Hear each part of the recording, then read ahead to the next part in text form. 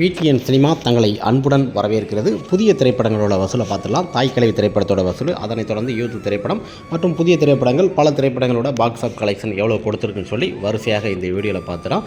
சமபோடு சக்கப்போடு போட்ட திரைப்படங்கள்லேயே பார்த்தீங்கன்னா வசூலில் சூப்பரான ஒரு குறைஞ்ச பட்ஜெட்டில் வந்த திரைப்படங்கள்லாம் நல்ல ஒரு வெற்றி படமாக அமைஞ்சிருக்கு.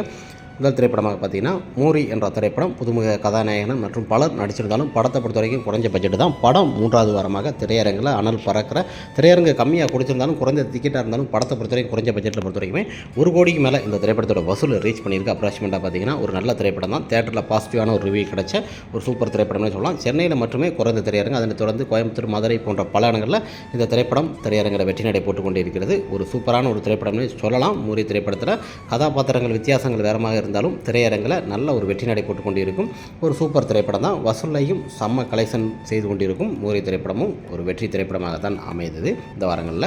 அடுத்த திரைப்படம் என்று பார்த்தீங்கன்னா குறிப்பாக இந்த திரைப்படம் வெஞ்சன்ஸ் என்ற திரைப்படம். பெண்களை கொண்டு கதாபாத்திரம் எடுக்கப்பட்ட ஒரு சூப்பரான ஒரு திரைப்படம். 10வது நாளும் பார்த்தீங்கன்னா திரையரங்கில் சக்கப்போடு போட்டு கொண்டிருக்கு.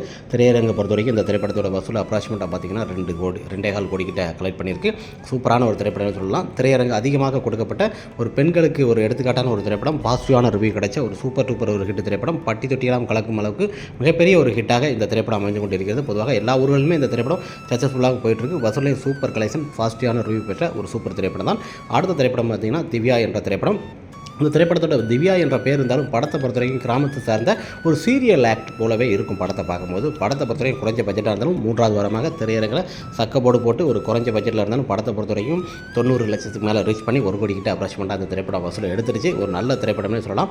திரையரங்கில் பாசிட்டிவான ரிவ்யூ கிடைச்ச ஒரு சூப்பர் திரைப்படம் தான். பொதுவாக புதுமுகங்கள் நடிச்சிருந்தாலும் படத்தை பொறுத்த வரைக்கும் தேட்டரில் விரும்பி பார்க்கக்கூடிய ஒரு சூப்பரான ஒரு திரைப்படமாக தான் வெற்றி நடை போட்டு கொண்டு இருக்கிறது. திரையரங்குகள் கொஞ்சம் கம்மி தான். சென்னையிலே அதிகமாக கொடுத்துருக்கலாம். இருந்தாலும் மேபி பார்த்தீங்கன்னா கோயம்புத்தூரில் அதிகம் கொடுத்துருக்காங்க. திரையரங்கில் திவ்யாவும் வெற்றி அடையப்படுகிறது. அடுத்த திரைப்படம் என்று பார்த்தீங்கன்னா துரேந்தர் திரைப்படத்தை பொறுத்த வரைக்குமே பாக்ஸ் ஆஃபீஸில் சூப்பரான ஒரு கலெக்ஷன் தான் எடுத்துகிட்டு இருக்குது. எனக்கு குறிக்கிட்ட ரிலீஸ் பண்ணிடுச்சு. இப்போ பார்த்தீங்கன்னா இந்த திரைப்படத்தை பொறுத்த வரைக்குமே வேர்ல்டு லெவலில் பாக்ஸ் ஆஃப் கலெக்ஷன் 450 கோடி 500 கோடி கிட்ட ரீச் பண்ணிச்சு. எப்படியும் ஒரு 1000க்கு மேலே இந்த திரைப்படம் வசூல் கொடுத்துரும். அந்த அளவுக்கு வசூலில் செம்ம கலெக்ஷன் போயிட்டுருக்கு. அடுத்த திரைப்படம் என்று பார்த்தீங்கன்னா யூத். கருணாஸ் அவரோட இயக்கத்தில் அவரோட பையன் நடிச்சிருக்காரு. சூப்பரான ஒரு திரைப்படம் சொல்லலாம். ஒரு 3 திரைப்படத்தை போல் சூப்பரான ஒரு திரைப்படம். குறைஞ்ச பட்ஜெட்டில் தான் அந்த திரைப்படத்தோட பட்ஜெட்டே 5 கோடி 6 கோடி தான் எடுத்துருக்காரு. படத்தோட வசூலை பொறுத்த வரைக்குமே 30 கோடி கிட்ட ரீச் பண்ணிடுச்சுங்க. அந்த அளவுக்கு படக்குழுவினர் இந்த படத்தோட டீட்டெயிலாம் ஷேர் பண்ணி விட்டுருக்காங்க. ஒரு சூப்பரான ஒரு கலெக்ஷனாக சொல்லலாம். அந்த அளவுக்கு பட்டி தொட்டியெல்லாம் கலக்கும் அளவுக்கு ஒரு சூப்பர் டூப்பர் ஒரு ஹிட் திரைப்படம். இந்த ஆண்டுகளே பார்த்திங்கன்னா குறைஞ்ச பட்ஜெட்டில் வந்த திரைப்படங்கள் இந்த திரைப்படங்களில் நல்ல ஒரு வெற்றி திரைப்படமாக அமைஞ்சிருக்கு.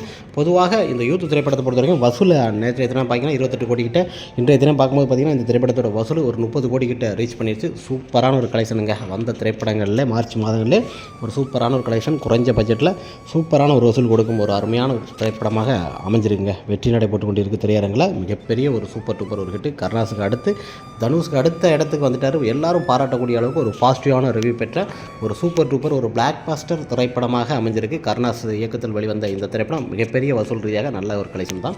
அடுத்த திரைப்படம் என்று பார்த்தீங்கன்னா தாய்க்கிழவி. சிவகார்த்திகேயன் அவரோட தயாரிப்பில் வெளிவந்த ஒரு திரைப்படம். இந்த திரைப்படத்தில் ராதிகா சரத்குமார் போன்ற பலர் இணைஞ்சு நடிச்சிருக்காங்க. படத்தை பொறுத்த வரைக்கும் 75 கோடிக்கு மேலே ரீச் பண்ணிட்டு நேற்றைய தினம். என்று பார்த்தீங்கன்னா 80 கோடி கிட்ட இந்த திரைப்படம். அசால்ட்டாக படத்தோட பட்ஜெட் 8 கோடி 9 கோடி தான். ஆனால் படத்தோட வசூலை பொறுத்த வரைக்கும் சூப்பரான ஒரு கலெக்ஷன். எப்படி 100 கோடி கிட்ட ரீச் பண்ணிடுவோம். ஏன்னா ராதிகா சரத்குமார் அவர்களை பொறுத்த வரைக்குமே சூப்பரான ஒரு திரைப்படம்னு சொல்லலாம். அந்த அளவுக்கு அந்த தாய்க்கிழவி என்ற கதாபாத்திரத்தில் நடிச்சிருக்காங்க. நிறைய பேர்கள் முனிஷ்காந்த் போன்ற பலர் நடிச்சிருந்தாலும் படத்தை பொறுத்த வரைக்கும் விறுவிறுப்பான ஒரு திரைப்படம். அந்த பாட்டிக்கு என்ன ஆகுதுங்கிற சீனு தான் படத்தோட கதையே. படம் ஒரு விறுவிறுப்பான பட்டி தொட்டியெல்லாம் கலக்கிற அளவுக்கு இந்த திரைப்படம் மிகப்பெரிய ஒரு ஹிட்டான ஒரு திரைப்படமாக அமைஞ்சிருக்கு. கிராமப்புறங்களையும் சரி நகரப்புறங்களும் திரையரங்கு அதிகமாக கொடுத்துருக்காங்க. சிவகார்த்திகேயன் அவரை பொறுத்த வரைக்கும் 2வது படம் 3வது படம்னு நிறைய படம் சின்ன சின்ன பட்ஜெட்டில் தயாரிக்கிறாரு.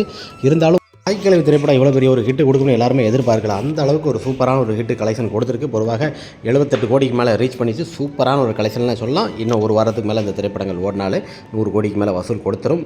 ராதிகா சரத்குமார் அவங்கள பொறுத்த வரைக்கும் அப்போ அந்த 80 90 எப்படி காலகட்டங்களில் வெற்றி படங்களை கொடுத்தாங்களோ அதே போலவே சோலாராக ஒரு திரைப்படத்தில் சோலாவாக நடித்து இந்த தாய்க்கிழவி திரைப்படம் இந்த அளவு வசூல் கொடுத்துருக்கு. தாய்க்கிழவி, யூத்து என்ற பல திரைப்படங்கள் வெளியிருந்தாலும் இந்த தாய்க்கிழவி திரைப்படத்தை மறக்க முடியாது. இந்த ஆண்டுகளிலே பார்த்திங்கன்னா இந்த திரைப்படமும் மிகப்பெரிய ஒரு சூப்பர் டூப்பர் ஒரு கலெக்ஷன் கொடுத்த ஒரு சூப்பரான ஒரு திரைப்படம் தான். தாய்க்கிழவியும் திரையரங்கில் வெற்றி நடை போட்டு கொண்டிருக்கிறது. ஓகே ஃப்ரெண்ட்ஸ், புதுசாக பார்த்தீங்கன்னா யூத் திரைப்படம் தான் நல்ல ஒரு கலெக்ஷன். அதில் தொடர்ந்து தாய்க்கிழவி மற்றும் திரையரங்கர் போன்ற பல திரைப்படங்கள் திரையரங்கில் வெற்றி நடை போட்டு கொண்டிருக்கிறது. பாக்ஸ் ஆஃப் கலெக்ஷனில் ஒரு சூப்பரான ஒரு கலெக்ஷன் சொல்லலாம். அந்த அளவுக்கு திரையரங்கில் வெற்றி நடை போட்டு கொண்டிருக்கும் புதிய திரைப்படங்களோட பாக்ஸ் ஆஃப் கலெக்ஷன் தான் இந்த வீடியோவில் பார்த்தோம். நெக்ஸ்ட் ஒரு வீடியோவில் பார்க்கலாம். பொதுவாக தாய்க்கிழவி யூத்து நல்ல ஒரு வசூல் தான் கலெக்ட் பண்ணிக்கிட்டு இருக்கு. நாளை சந்திப்போம் என்னென்ன வீடியோ என்று. ஓகே ஃப்ரெண்ட்ஸ், பாய்.